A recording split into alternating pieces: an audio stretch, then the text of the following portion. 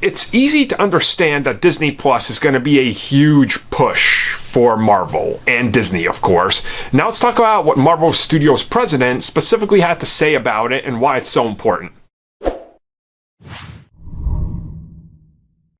So if you guys have been keeping up, Marvel Studios president Kevin Feige was recently in a bunch of interviews, and he specifically was asked about Disney Plus. This is, of course, the upcoming streaming service that's going to more or less be the future of Disney. And he said that, you know, Disney Plus is going to give them the opportunity to explore stories and characters that they couldn't explore right now and that they don't have enough time to explore. And a lot of people are looking at this going, okay, well, what exactly does that mean and why is this? So I've broken this down before, and I'll try to do my best to do it again. Every studio in Hollywood is allowed to put out a certain amount of movies per year.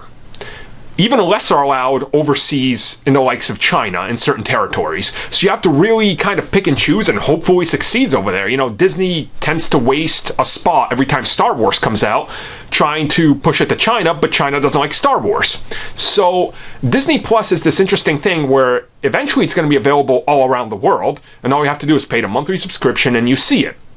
Now, at the same time, with Marvel and Disney acquiring Fox, they're going to be one studio. So now the amount of films they're allowed to push out into theaters that are of this caliber is falling to both studios. So currently, per year, you're seeing like what? 2 Fox Marvel movies, and that's what they want to stick with, and 3 Marvel Studios movies.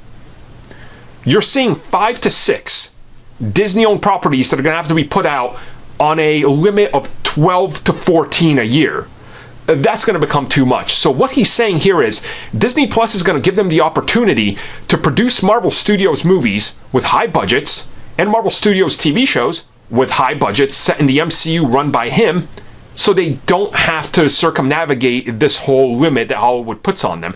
Essentially, it's a win-win for everybody, and he's just prepping people, being like, look, yeah, you're probably going to get this movie here and you might get that there, but who's to say you're not going to get something that's like a big caliber team-up movie over on the streaming service, right? Like, who's to say A-Force isn't going to be on the streaming service? Because realistically, they've said they're willing to go up to $250 million per film in some cases for some of these films. You look at the budget for The Mandalorian, a TV series, it's topping most movies these days. So they're not afraid to spend to make back in the long run, and that's kind of what he's telling people. It's like, look, just because some movies aren't coming out to theaters doesn't mean we're going to slow down, so keep a watch on Disney Plus.